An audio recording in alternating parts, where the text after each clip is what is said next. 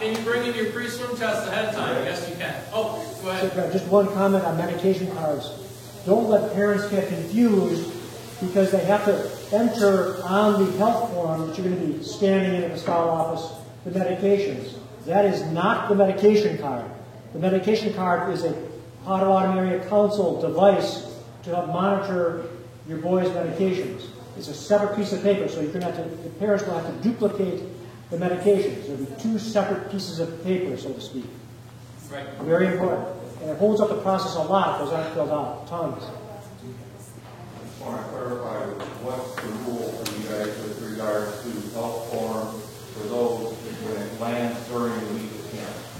You guys okay with the expiring during the week? Well, the only way it would expire is if it was the end of a month going into the next month, and in that case they would need to have a health form that's current.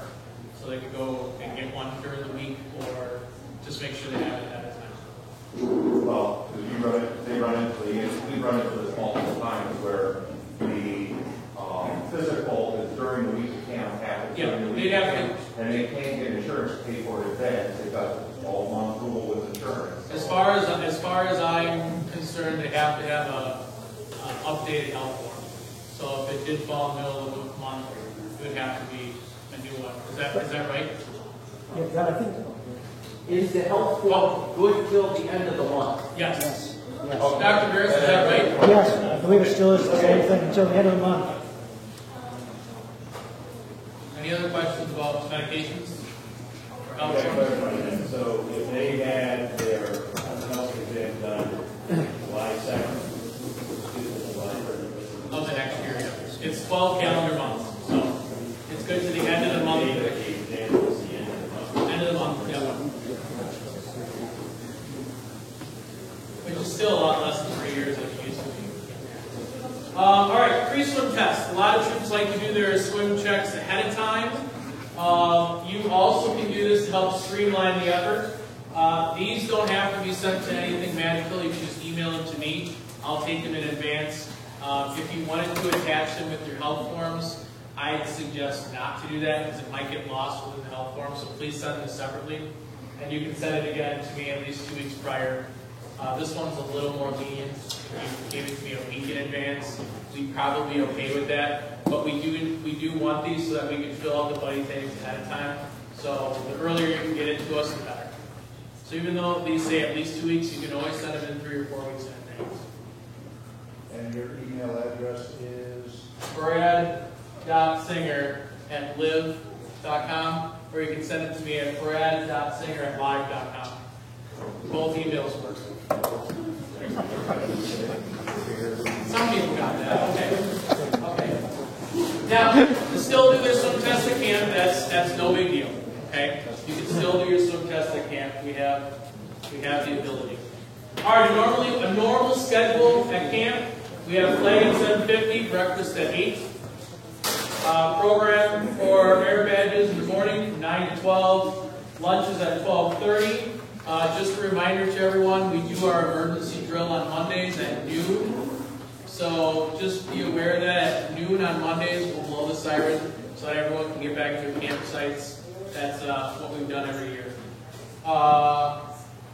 Then there's program, open activities, and enrichment time in the afternoon. Flag ceremony in the evening is 5:50. Dinner's at 6. Camp-wide events and troop programs from 7 to 8:30. And then TAPS is at 10 p.m. We do require or strongly encourage troops to be wearing their uniforms at dinner. Breakfast is a unit choice, but we do expect everyone to have those at dinner. I know people have questioned that in the past, so I just want to make sure that's out there.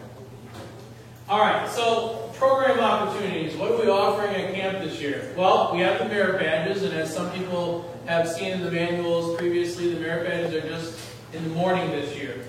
Most merit badges are 45 minutes. Other merit badges are an hour, 45 minutes.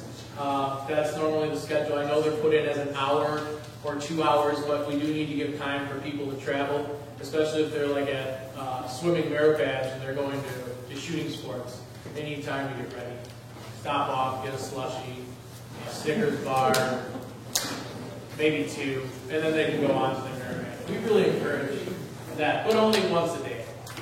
We still have noon watches and devotionals for that reverency piece. Noon watches will be Monday, Tuesday, Thursday, Friday after lunch.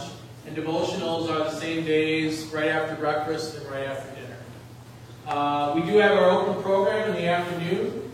During the open program this year, which is obviously a little different, we're going to have open activities that troops or patrols can sign up for. What we've used to do in the past of like, give me any event, I can't think of one right now. A sailboat race or some sort of event like that, those things will be done in the afternoon. Troops can sign up for it. We'll have different activities that patrols can sign up for, competitions, things like that. They'll be open.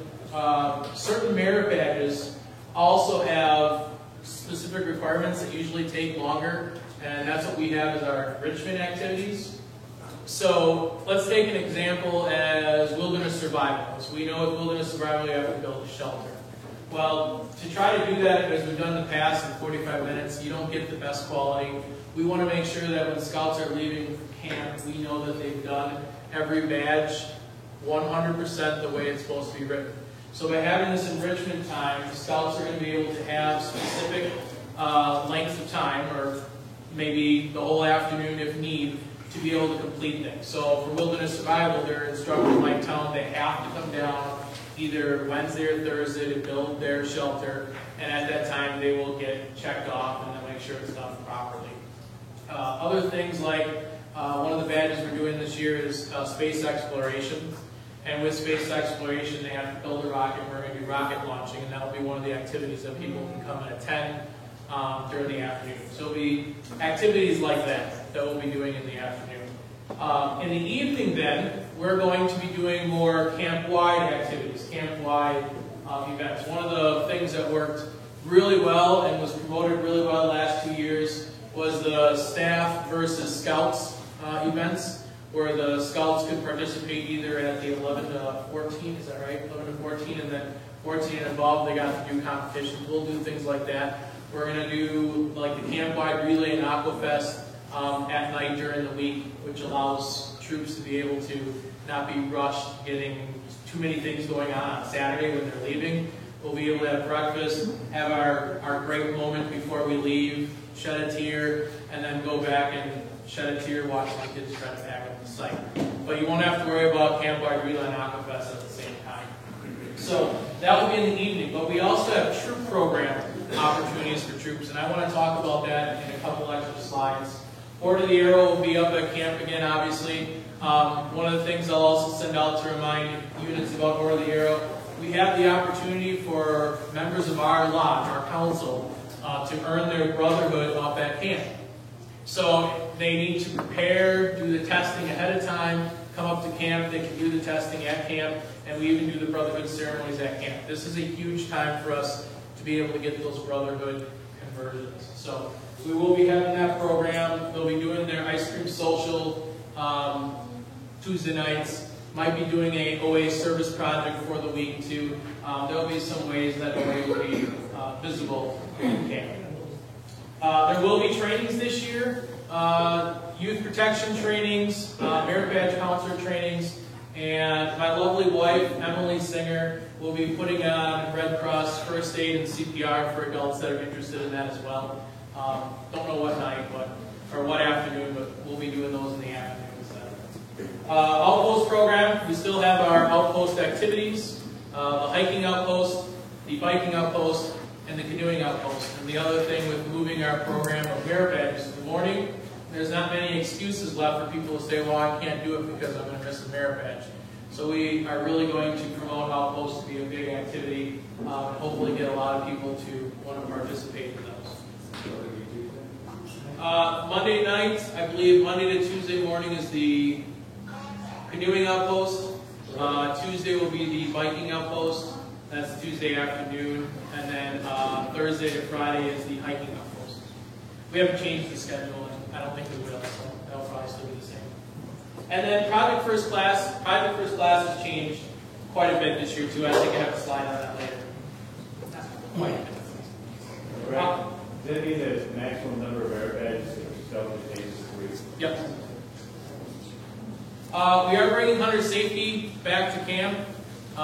Basically, Nick Niederman and I are both hunter safety instructors, and some of you saw an email by a piece by Kevin Key in the Scouter Weekly, maybe this week, looking for people who do have that certification. We're looking for, there's volunteers that want to come up and help during the week to earn that as well. It is going to be $10 per person that's interested. Interested Scouts and Scouters, this will be another email I'll send out prior to camp. If they're interested, we'll need them to let us know. We do a hybrid course, so they do the classroom stuff online. They have to bring the quizzes completed, and then we do the 6 hours required over 2 afternoons. So they won't miss any merit badges or anything for it. You basically do a field test, you have to do a written test, you get to speak with a warden, so adults can always come and chew their ear off too if they want, and get to participate in that. So we will let people know at least 1 or 2 months in advance, so that's what we need to know if you signed up. That gives them enough time to go online and complete the required hours they need for the classes. Space is limited, so when we send that out, if you know of anyone, you can start promoting that now. If you know of anyone that wants to do that, they can start getting sign-ups. Because I know it's very hard to find hunter safety courses online, and usually when you go to sign one up, they're full already. So, yeah. Is there an age limit for participants for hunter safety? I think it's 11 is what it says on our form. So, basically anyone could. Would this compete with merit badges in the morning, or is this done? No, it's in the afternoon. So it's not going to be when merit badges are. They won't miss any of those. They might miss like I don't know, voting competition or something like that, but they won't miss the merit badge. Merit badge sign up, same as in the past. If you're new, it's all done online. Have people been contacted already, or okay? So units will be contacted via email. It gives them the directions on how to sign up. It's pretty straightforward. You put in the names, you put in the merit badges. They are limited in space, so if one fills up, then that one is taken for that time. You can see if there's another time period. If you see the merit badge schedules, we have offered those highly interested merit badges more than once, especially in campcraft. I think every badge in there, except pioneering, has 2 options. Canoeing is 3 hours. Three separate hours. Kayaking was huge. Now it's a merit badge, 3 separate hours. Swimming's 3 separate hours. So a lot of those highly interested badges have extra times in there. The program's called Double Knot. Any updated information or changes or things will be put on there as well. Yeah. You cannot register for merit badges until the scout is registered to attend camp, and it's at least $100 paid. Okay, that's a big one. So you can't register any boys until they paid that $100 fee. Okay. Is the list of merit badges on the website already? Yep, the list of merit badges are in the Leader's Guidebook online.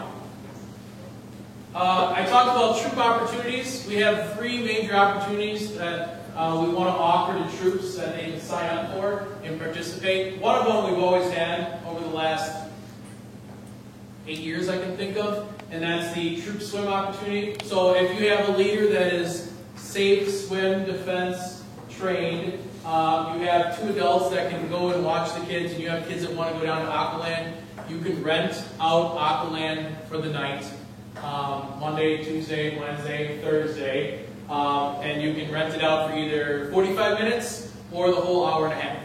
You can join up with another troop if you want and have 2 troops go if you need the adults. And you can sign up for those things ahead of time. You know, usually it's at camp you can sign up. If you drop me an email ahead of time, we'll reserve your spot so you can get in there. We're opening up troop boating. Again, same kind of thing. Safety afloat certification you'll need. The adults available. You follow the rules down in the boating area, and you guys can sign up to use open boating as well. Another good way for you to get your troop involved, get out there. You do these trainings and you sit through them and get prepared on these things, you might as well use your certifications as well. And then the other one that we're offering is the troop shoot. So troops can go down at night and they can sign up to use the shooting area. So you can sign up for the time, and again, you can sign up for several units. The only thing that you need to do is you need to make sure you have adults with NRA certifications. to run the program. So an RSO, rifle instructor, shotgun instructor, and you need to have those requirements sent to me ahead of time before coming to camp. We have to check them over and make sure that your credentials are correct, NRA certifications. And then we will have a staff member for sure down there to make sure that you guys know what you're doing. Now that one will have a fee with it, so we're still determining that fee. I know the shooting sports committee is going to help us out with that. Age requirement? Age requirement is whatever requirement we have for shooting in camp. So there is no age requirement for rifle, and shotgun, I think is the weight requirement, is the only thing, 110. I can't shoot shotgun.